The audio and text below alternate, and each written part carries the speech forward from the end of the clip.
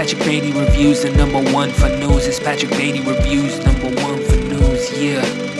Tune in, get up. Yeah, what's up? Keep the change, you filthy animal. What is up, my gaggle of geeks? I am so freaking happy to be talking with this director. At Sundance this year, there was one film that blew my mind with the practical effects, with the story, and honestly, it was one that right after I was like, I need to talk to this person and find out exactly what they were thinking when they developed it, what was going on with the practical effects, and I have that opportunity now. Please welcome Hanna Bergholm. Thank you so much. Yeah, it's great to be here talking to you. Oh man, well, hey, congratulations on this movie. First of all, the Sundance Reception was very good, and what was your thoughts when it was debuting? Because this was again a virtual Sundance. I don't know if you had an opportunity to have it be in the theater during that time. What was it like for you? Well, it was, of course, it would have been nice to be there in person and watch the film with the audience. But anyway, I was just so happy that the film got its premiere in Sundance, and also that all the reviews were so great, and I really appreciated that everybody who wrote about the film seemed to have kind of understood what we were after, and that was very important. And after Sundance, the film also was in France in Gerard Mayer Fantasy Film Festival, and there it won the grand prize of the festival, and there I had a chance to watch it with the audience, and that was really wonderful, because that's how I really want the films to be seen on the big screen and everybody together. And it was wonderful to hear the audience's reactions, and they were kind of cheering in the end, and so that was wonderful. So yeah. Nice. Was there any like unexpected reactions that you saw? I know with a lot of films, when they go into like the horror realm of things, there's some unintentional humor in some moments, but then there's some that are like so out there that you can't even laugh, even if it's trying to be humorous. And this one toes the line sometimes when it comes to like the prosthetics and just like the situation that you're watching on screen. What were some of like the craziest moments watching the audience watch your film?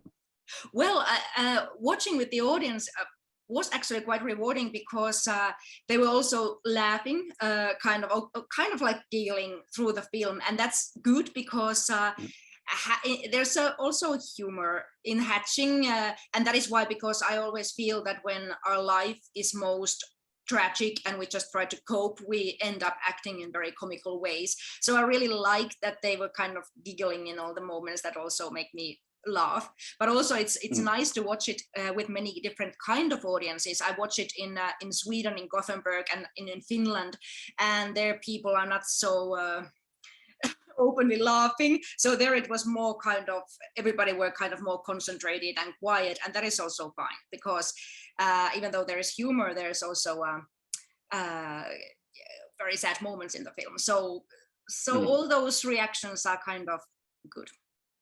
I think Americans are we just clap at anything nowadays. Like anything that happens on a promotional ad will come up for popcorn, and we're like, yeah. Sometimes I like the stoicism, especially when it comes to films that are about like some pretty intense themes. That like, this isn't just like a surrealistic film, but it's talking about kind of helicopter parents, about the drive towards a passion and how far that drive can take somebody, especially if it's not really what they've wanted to do and it's more thrust upon them. So I wanted to ask, what inspired Hatching, and what made you want to start this journey?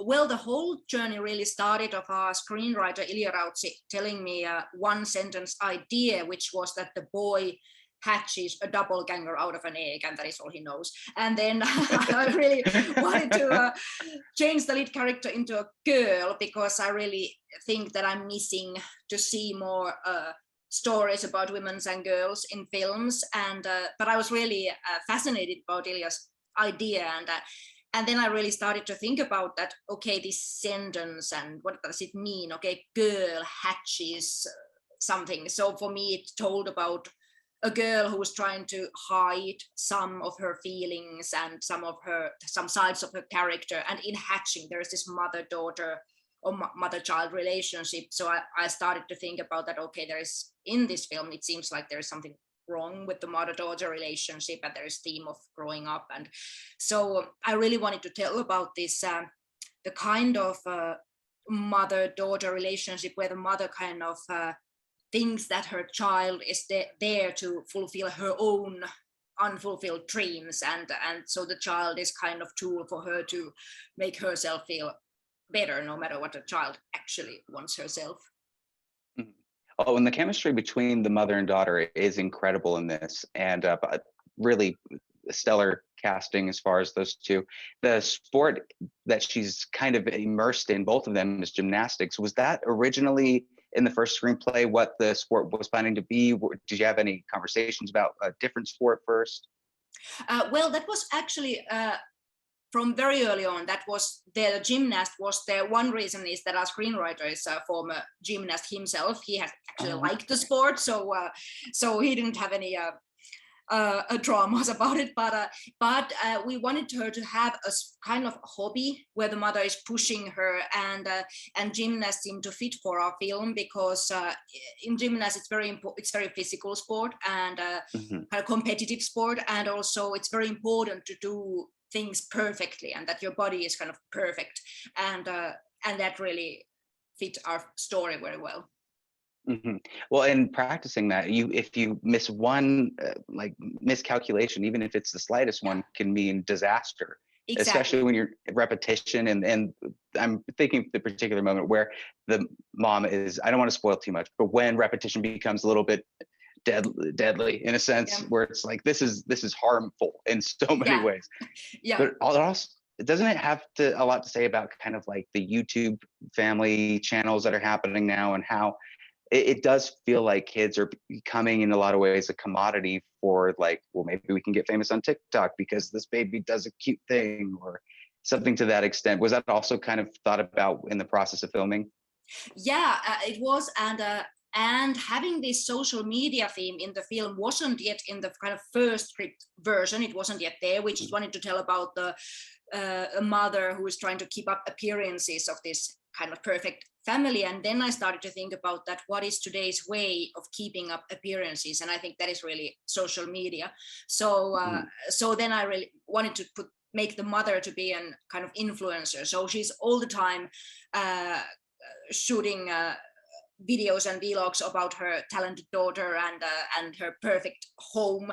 And maybe she's kind of person who, I think she also tries to maybe please others, and in kind of trying to do everything perfectly and to get loves from her anonymous viewers. And I don't know, maybe she tries to fulfill some kind of emptiness inside her by doing that.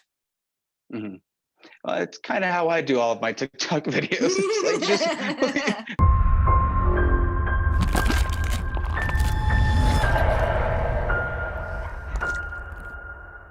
Hanna, thank you so much for joining me. I too short, but I hope to have you back on to talk to you more about your next film. Thank you again, and congratulations on the film. Thank you very much.